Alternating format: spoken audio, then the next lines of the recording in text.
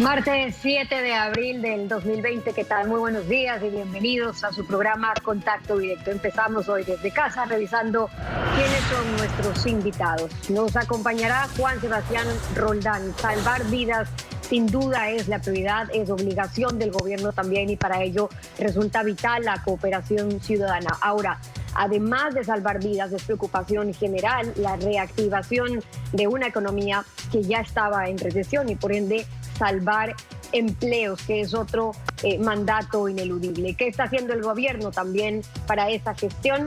También estará hoy con nosotros Caterina Costa, el sector productivo considera que hay que salvar la mayor cantidad de pequeños negocios que están, sin duda, ya en peligro de desaparecer. Y además, una política pública especial que tenga que implementarse en la economía nacional para que se recupere. Lo conversamos con ellos. A diario en Guayaquil estamos viendo cómo se generan decenas de fallecimientos, generando una situación de saturación de los servicios funerarios, al punto que hemos visto ya aquellas imágenes, lo hemos reportado, deben usar cartones o cajas de cartón en realidad por la falta de ataúdes. Los familiares de los fallecidos están denunciando incluso que algunos cementerios están como un valor adicional para poder excavar esas bóvedas o sepultar a sus parientes. Son los exteriores del cementerio Jardines de la Esperanza en el norte de Guayaquil. Gran cantidad de vehículos con féretros esperan ser atendidos. Una realidad no muy diferente se aprecia dentro de las instalaciones. También en los parqueaderos se observa los ataúdes esperando su turno. La demanda de féretros ha aumentado generando escasez. Ante esto, la empresa privada donó 1.000 urnas de cartón para que sean entregadas gratuitamente a los cementerios. Javier Armijos es uno de los beneficiados. La caja se la están donando, pero la funda en este momento la están vendiendo. Vale, en 45 horas la están vendiendo. Antes del mediodía ya prácticamente se habían entregado 50 ataúdes de cartón. La demanda es alta. Los familiares de las víctimas aseguran que algunas funerarias están cobrando hasta $1.500 por un féretro. Pero tener un ataúd no significa que el cuerpo será enterrado al momento. Deberá esperar que primero se sepulte a los que están aguardando su turno. El olor dentro del camposanto es insoportable debido al intenso sol que ha empezado a descomponer los cuerpos. Algunos de los usuarios aseguran que pese a tener pagada en su totalidad una tumba, les están cobrando por abrir los espacios y poner las lápidas. Me están pidiendo $400 para abrirme el lote y poder sepultar a mi padre. Plata que no la tengo, señor, si para una caja tuve que estar pidiendo. Quienes no cuentan con el dinero tienen la opción de que los mismos familiares con pico y pala abran el espacio en la tierra para su pariente, relató Carlos Tello. Dicen que no tienen personal, usted tiene que traer barra, cuadrilla para que le abran para poder enterrar. Mientras tanto, el levantamiento de cadáveres en casa está volviendo de a poco a la normalidad. Que esta semana ya no hemos tenido ese problema que hubo en donde existían cadáveres que se encontraban varios días en sus domicilios. Desde que inició la emergencia sanitaria por COVID-19, según datos de las autoridades, se han retirado de domicilios 300 cuerpos, la mayoría de fallecidos por insuficiencia respiratoria e infartos. Casos considerados como sospechosos de coronavirus. La actualidad, los protagonistas, el análisis y la información en Contacto Directo.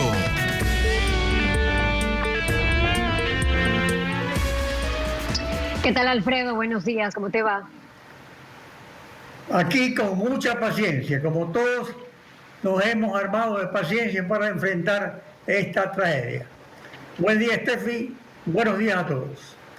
La crisis sanitaria del coronavirus ha rebasado la capacidad del gobierno y ha desbordado a la propia sociedad. La unidad ante la tragedia es visible, aunque sin embargo hay lunares de desesperación social o de politiquería. Juan Sebastián Roldán, secretario privado de la Presidencia. Buen día, bienvenido a Contacto Directo. Buenos días, Alfredo. Muchas gracias por la entrevista. El gobierno pide y acepta el aporte de la sociedad civil. El gobierno ha asumido íntegramente la responsabilidad de la crisis. pero no comparte ni delega responsabilidades, especialmente en Guayaquil, donde está el 70% de la crisis sanitaria. Hacerlo volvería más confusa una acción oportuna. Se teme la infiltración de la politiquería. ¿Cómo se podría aprovechar mejor el aporte de la sociedad civil? Alfredo, nuestra primera prioridad hoy es Guayaquil. Guayaquil es el 70%, tiene el 70% del problema de esta enfermedad y por tal razón nuestra prioridad está en esa ciudad. El gobierno se trasladó a esa ciudad. La semana pasada estuvimos más de 8 ministros en esa bella ciudad y por supuesto recibimos todo el apoyo que tengamos que recibir de privados, de públicos, de autoridades locales. Todos aquellos que quieran ayudarnos a llevar adelante esta situación son bienvenidos y con todos trabajaremos para sacar adelante esta difícil realidad. O sea, la realidad evidencia que funciona este aporte de la sociedad civil cuando se lo permite. Ahora que el gobierno se haya trasladado un día, está bien, pero no es suficiente.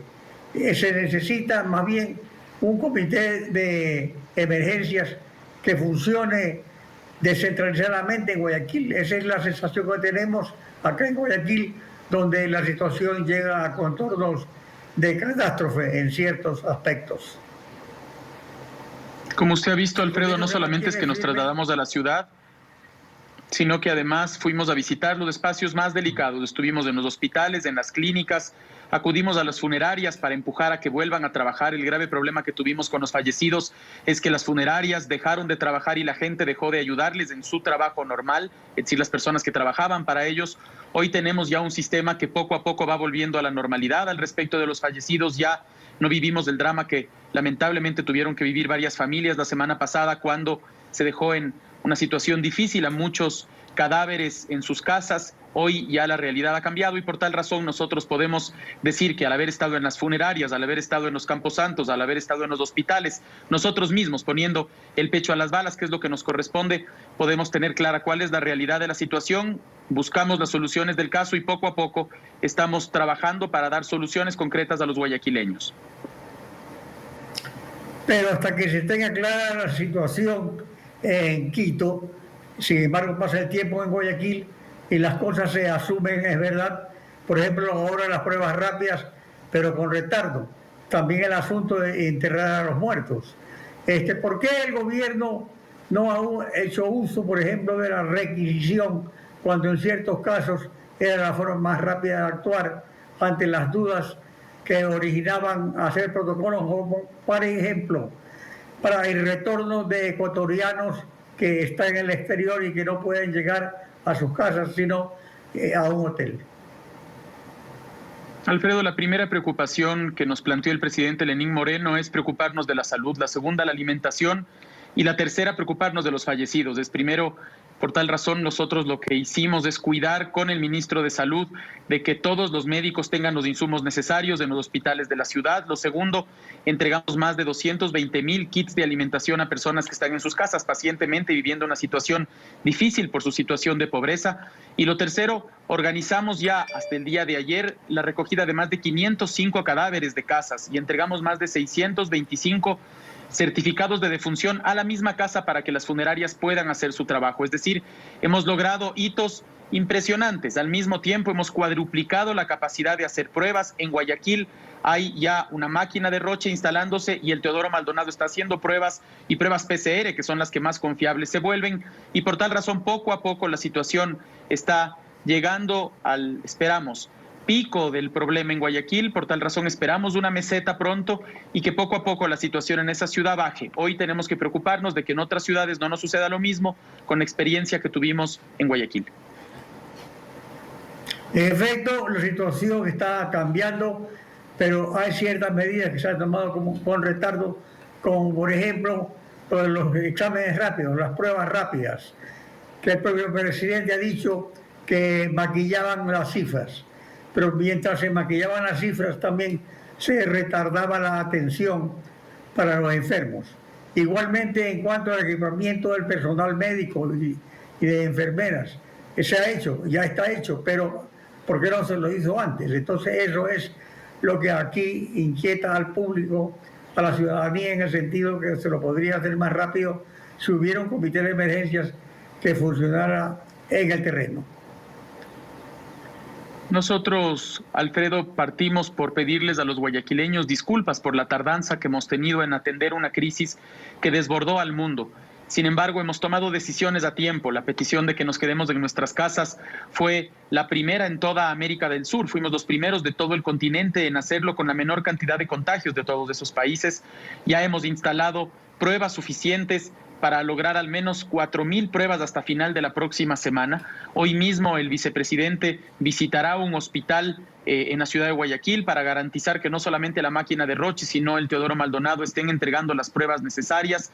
Los ministros de Salud y el presidente del IES han garantizado que los médicos tengan los insumos necesarios y nosotros estamos recibiendo todo el apoyo que sea necesario. Hay un instalado en la ciudad de Guayaquil con personas y personalidades de Guayaquil y esperamos que eso nos permita también comprender la realidad y no solamente hacerlo, sino atender esa necesidad. Hoy nosotros tenemos la difícil tarea de volver a la normalidad a la ciudad de Guayaquil y por tal razón estamos poniendo todos nuestros esfuerzos, entregando todas las donaciones que llegan al Ecuador y contratando la mayor cantidad de médicos para entregarlas a Guayaquil de tal manera que sea la punta de la flecha para salir de este grave problema.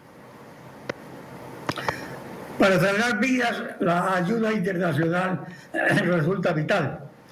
Hay ciertos países que lo han enfrentado mejor, aunque el problema es planetario. China tiene con el Ecuador un acuerdo de asociación estratégica. ¿Se ha pedido la colaboración de China, por ejemplo?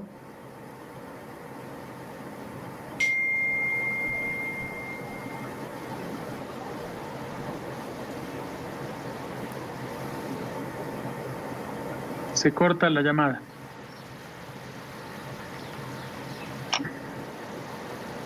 Discúlpeme, Alfredo, se cortó la pregunta, no puedo escucharle, mil disculpas. Le estaba diciendo que la ayuda internacional para salvar vidas es vital, de que aunque el problema es mundial, sin embargo hay ciertos países que han reaccionado mejor que otros y en ese sentido preocupa, por ejemplo, que se esté pidiendo cooperación internacional a ciertos países como China, que tiene experiencia en este asunto y con el cual tenemos un acuerdo de asociación estratégica. ¿Se ha pedido esa colaboración? Así es, hemos pedido y recibido cooperación de China, Estados Unidos, Corea del Sur y hemos solicitado recientemente también cooperación de Alemania, que ha tenido mucho éxito en el manejo tanto de pruebas como de camas de hospital y UCIs. Hay también que resaltar que nosotros hemos logrado multiplicar por 2 la capacidad de camas y de unidades de cuidados intensivos en los 4 hospitales Centinela de Guayaquil, en el Monte Sinaí, en Ceibos, en Guasmo y en el Teodoro Maldonado. Y eso ha sido con el apoyo no solamente de China, sino también de Corea del Sur, que ha sido un gran aliado para poder sacar adelante la situación en Guayaquil. Aparte de salvar vidas, sin embargo, desespera la situación económica por la paralización de una economía que ya estaba en recesión. Expertos aconsejan que para enfrentar la crisis el gobierno necesitará al menos de unos 12.000 millones de dólares, que debería estar compuesto por desembolsos de los multilaterales, lo cual se está manteniendo, que por 4.500 millones de deuda interna también y por otros 4.000 millones que sería la reestructuración de la deuda externa. En cuanto al capital, que son 3.000 millones, y a los intereses 1.800 millones.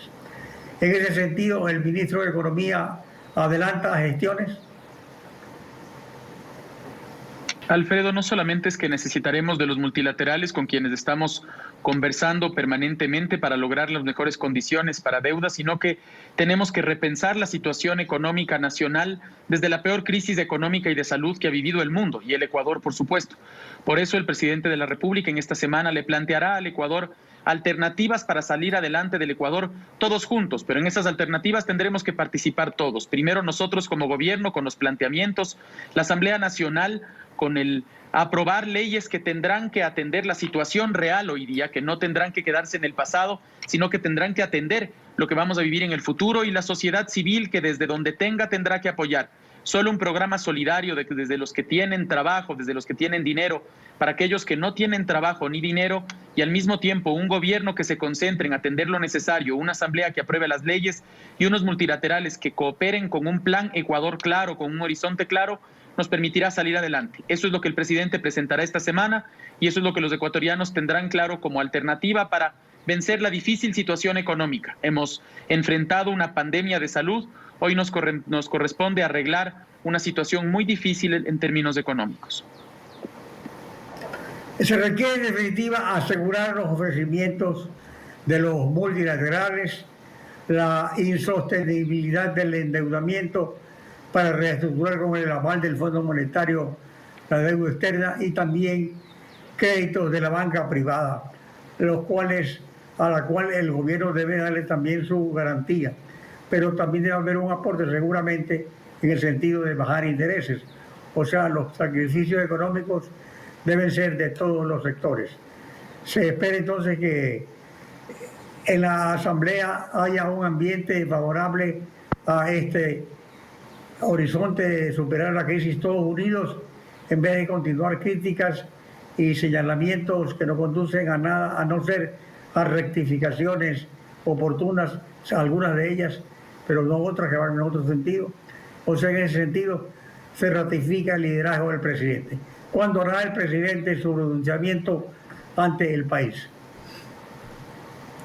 El presidente de la República tiene su preocupación en todos los ecuatorianos y una especial preocupación en los más necesitados. Es a partir de esos más necesitados que tenemos que buscar soluciones en la economía. Y desde lo pequeño tenemos que ir caminando hacia lo grande. Es decir, tenemos que buscar que las personas que tienen un crédito con un banco lo puedan renegociar, que los empleadores puedan discutir con sus empleados para ver en qué condiciones ellos pueden seguir trabajando y no generar despidos, que los empresarios puedan hablar con sus proveedores para poder atender esas deudas y que los empresarios puedan tratar con los bancos y puedan acordar planes de pago que no signifiquen dejar de pagar esas deudas. Luego viene la caja fiscal, en la que nosotros tenemos que preocuparnos de juntar el dinero suficiente para no generar un déficit grande y al mismo tiempo de atender a aquellos más necesitados que necesitarán un aporte directo, un bono directo. Ya hemos entregado un bono para 400,000 familias, además del 1,000,000 de familias que reciben el bono de desarrollo humano, pero tendremos que crecer porque en este primer momento son los más pobres los que necesitan de nuestra atención. Hoy nosotros tendremos que preocuparnos de que la economía en general salga adelante junta y para eso necesitamos acuerdos desde los más pequeños hasta los más grandes y sobre eso girará la propuesta del presidente de la República en los próximos días. El presidente en días pasados dijo que se había estado maquillando información sobre datos de los fallecidos. Es decir, que se la piensa eliminar este maquillaje. Ahora, esto es fundamental precisamente para que se cree ese ambiente que el gobierno demanda de la sociedad, de que haya confianza, de que haya serenidad, pero también a veces se da la impresión de que ciertos asesores del gobierno, para que no se difunde el pánico, cometen el error de este maquillaje. Mejor es decir las cosas con su entera crudeza para que les tengan una idea correcta de la magnitud que se la ve en las calles, que se está desbordando en ciertos casos. Tendremos entonces... La bandera del presidente Moreno ha sido la transparencia, Alfredo. Desde que llegó al poder, la transparencia en las cifras, la verdad en los números, la realidad de la situación es lo que ha permitido tener ya una democracia, una libertad y una economía en marcha.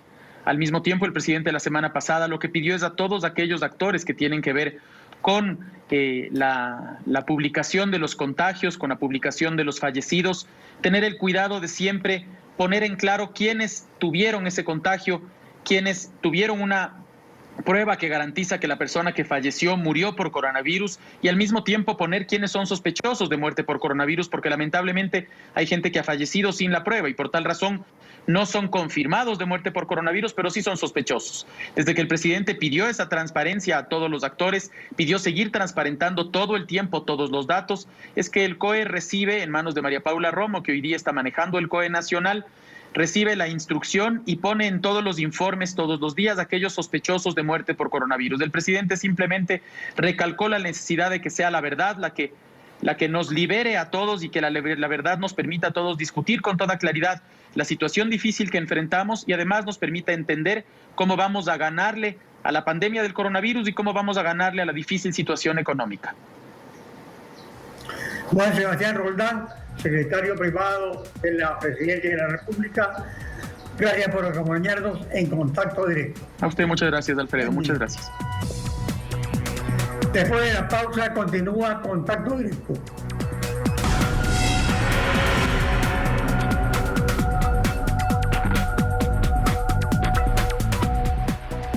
Caterina Costa, presidenta del Comité Empresarial Ecuatoriano, bienvenida a Contacto Directo.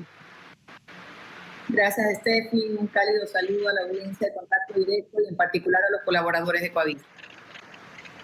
Muchas gracias. Tenemos un aparato productivo en pausa.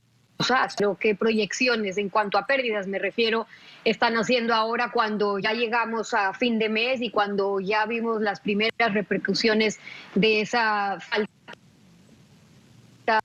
de... Sí, bueno, yo creo que todos debemos entender que esta crisis sanitaria tiene varios momentos y en particular un primer momento que es el actual, en donde tenemos que procurar la salud y la alimentación de la ciudadanía, mientras que las empresas, los negocios, estamos negociando acuerdos con nuestros trabajadores, nuestros colaboradores, los clientes, los proveedores, la banca inclusive.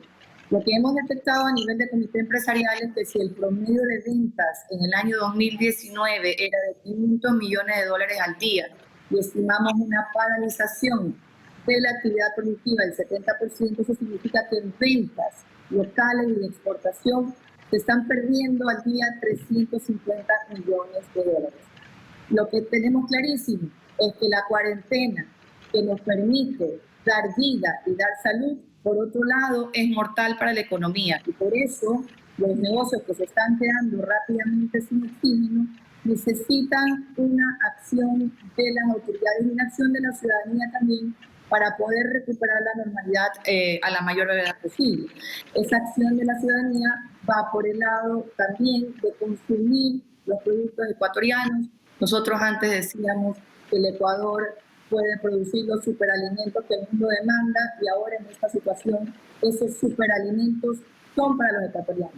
La actividad agrícola, la actividad ganadera, la actividad pecuaria, la pesca, los productos industriales, todos son para los ecuatorianos y tenemos que consumirlos para ayudar a que esta actividad productiva no decaiga y por ende cuidar la plaza de trabajo y la dinámica que el país necesita.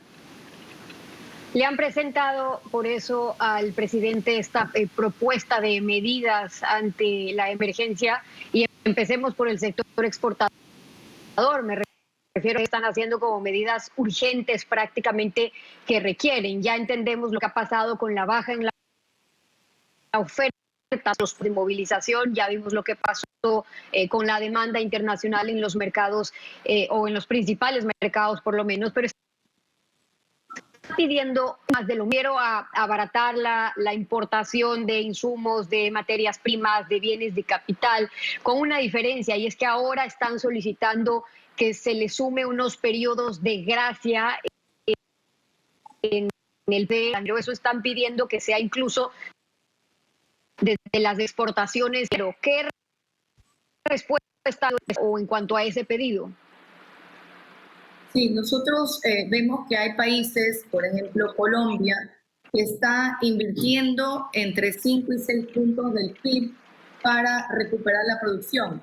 Perú está haciéndolo con 12 puntos del PIB y no se diga de otros países como Estados Unidos, 10%, igual Francia, el Reino Unido, Alemania está invirtiendo el 22% del PIB para ayudar al sector productivo a salir adelante. Nosotros como Comité Empresarial Ecuatoriano hemos hecho una propuesta que está alrededor de 4 puntos del PIB, en donde hay una división para el sector externo, el sector exportador, el sector fiscal y un enfoque también hacia lo que es la parte financiera. El 84% del pedido que nosotros estamos planteando es para la liquidez y el 16% para la reactivación productiva. Y asimismo, el 77% de lo que nosotros sugerimos es para recuperable por parte de las autoridades. Solo un 23% es realmente parte del sacrificio fiscal. Esas propuestas tienen una visión transversal totalmente hacia todos los sectores, no estamos viendo sectores puntuales, esto aplica absolutamente a todos, y tiene un enfoque para la recuperación de la liquidez y otro enfoque para la reactivación productiva, que es el segundo momento del que ya estamos hablando.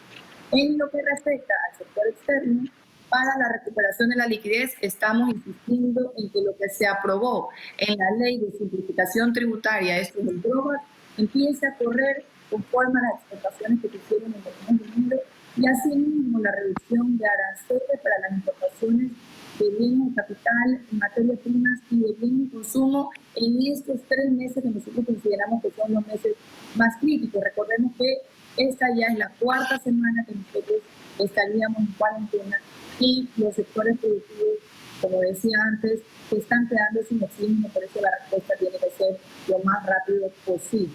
Respecto al tema fiscal, hemos hablado de cortos periodos de gracia, de facilidades de pago tributarias, también facilidades de pago para las prestaciones al IES y eventualmente también en la parte financiera ya hemos visto respuesta de los bancos, tanto de la banca privada como de la banca pública, para esos periodos de gracia y ese espacio de refinanciamiento. Algunos de ellos. Ahora, eso en cuanto a los planteamientos, Caterina, que le están haciendo al gobierno con las medidas que ustedes ya han propuesto. Ahora, si nos comparamos también con lo que ha ocurrido en otros países, de hecho, ya no es cierto, es un periodo de aislamiento hasta el 27 de abril. A diferencia de Colombia, Ecuador no tiene las reservas que tiene Colombia. Ecuador se las gastó. Ecuador no puede pedir siquiera un plan, lo está haciendo ya por dar liquidez ahora mismo, o incluso permitir, como lo está haciendo, retirar los fondos de pensiones en algunos de los casos. Es decir, sin reserva nativa son menores. Lo que ustedes están pidiendo es que ese plan sea prácticamente de inmediata aplicación. ¿Qué respuesta han tenido del gobierno? Y digo esto porque ya escuchamos hace minutos a Juan Sebastián Roldán decir que en los próximos días esta propuesta de... Sí, lo que nosotros hemos planteado significa resetear la economía para que pueda revivir el país. Recordemos que las plazas de trabajo se generan 9 de cada 10 en el sector productivo. Entonces, ahorita el sector productivo es la prioridad, el sector privado es la prioridad para poder, con esa dinámica de producir, de vender, de cobrar, mantener las plazas de trabajo y eventualmente cumplir con nuestras obligaciones tributarias también, con las obligaciones societarias. Si no logramos eso, no va a haber tributo que se pueda pagar, porque obviamente cuando caen las ventas, tampoco hay IVA, tampoco hay retenciones. Entonces, el enfoque tiene que ser, que hemos pedido, que todo lo que se esté negociando con los organismos multilaterales vengan primero para la salud y para esa oxigenación del sector productivo, y si no, realmente que vamos a tener una recesión económica de magnitudes que no son, van a ser muy complejas de manejar. Yo creo que todavía estamos a tiempo. Espero que el anuncio del presidente mañana contemple las recomendaciones que hemos hecho y que podamos juntos, sabiendo que va a haber sacrificio, pero juntos, llegando a los consensos que se requieren inclusive de reformas legales. Ahí el rol de la Asamblea es tremendamente importante, juntos salir de esa crisis que, como bien se ha dicho, es la crisis más grande de la historia que ha vivido este planeta. En el impulso que están pidiendo total de liquidez, estamos hablando de unos 675 millones de dólares. 300 plantean que sea por el drawback, es decir, aplicarían un 3% de devolución sobre el valor exportado. En ese caso están pidiendo que sean sobre las exportaciones también de enero. Sí, esto ya está planteado en la Ley de Simplificación Tributaria. Esto debería entrar a funcionar corriendo desde enero de este año. Recordemos que ya las exportaciones han tenido dificultades desde que este virus llegó a China.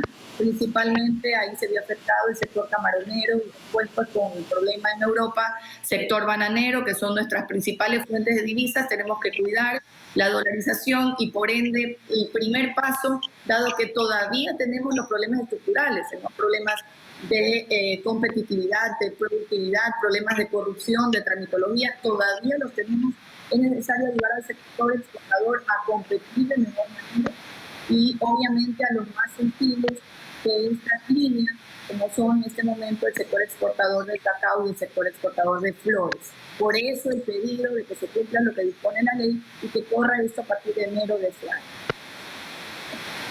También le han planteado, hablábamos un poco sobre eso, el diferimiento del pago del aporte del IES. Eso sería mientras dure la emergencia y por un plazo de 6 meses. Plantearon diferimiento del impuesto a la renta por 6 meses, que eso sea sin intereses, que sea sin multas, y plantearon también el diferimiento de pago de IVA por los meses que dure esta emergencia. Eso significaría también un plazo de 6 meses. Ahora el gobierno les dirá que es justamente cuando también la caja necesita los ingresos para su inversión en salud. ¿En qué punto de la conversación han llegado ahí?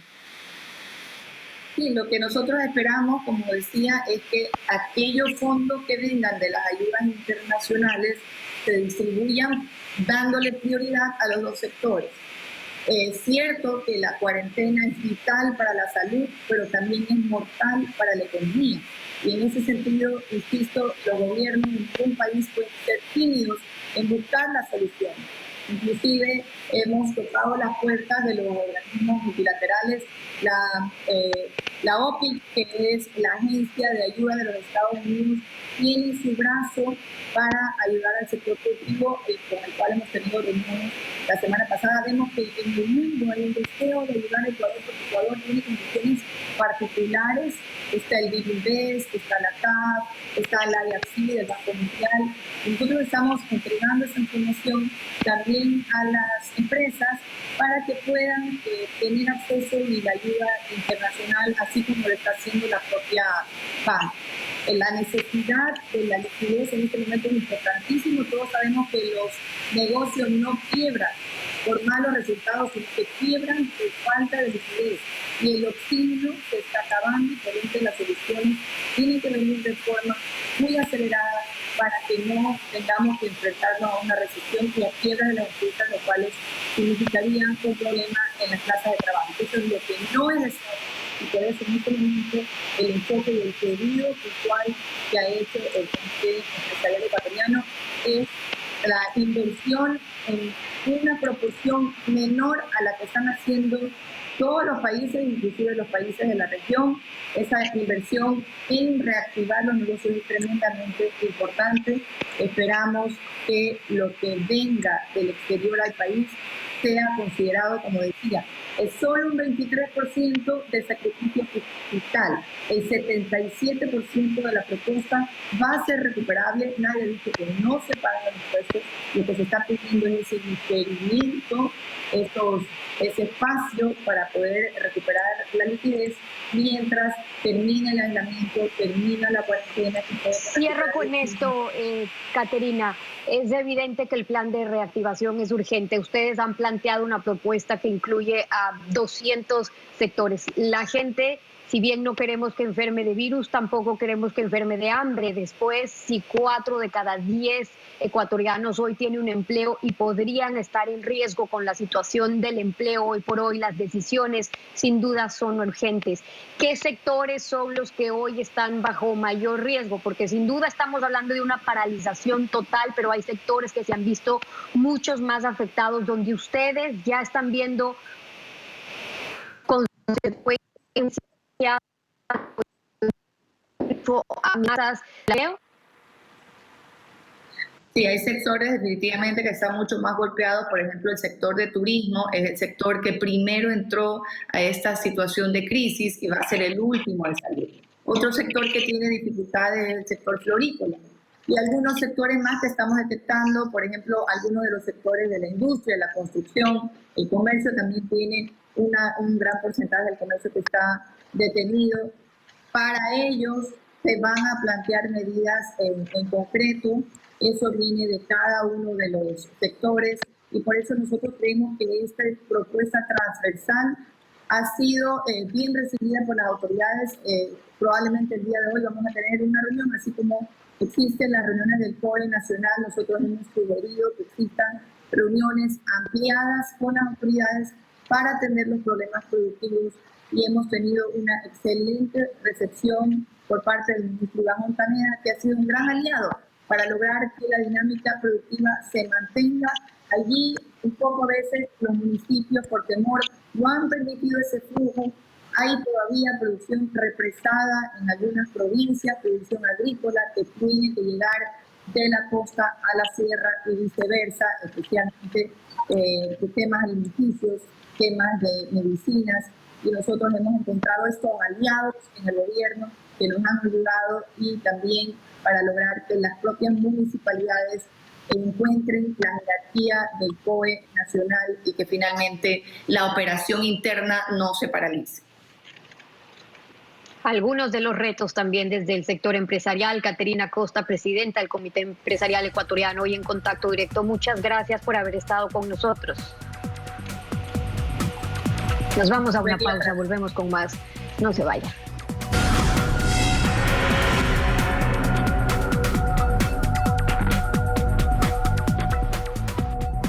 Y en otras noticias les contamos que hoy se conocerá la sentencia en el caso Sobornos, en el que está involucrado el expresidente Rafael Correa, miembros de ese gobierno y también empresarios. El tribunal va a leer esa sentencia que será escuchada por los procesados y también sus abogados.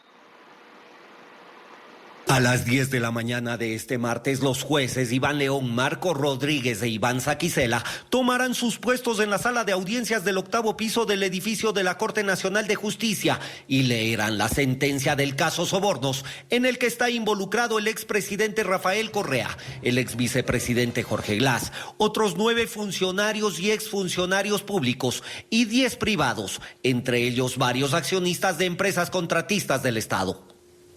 En esa misma sala solo estarán otras 10 personas como la fiscal, el procurador, los defensores de Laura Terán y Pamela Martínez y el personal de apoyo de la Corte.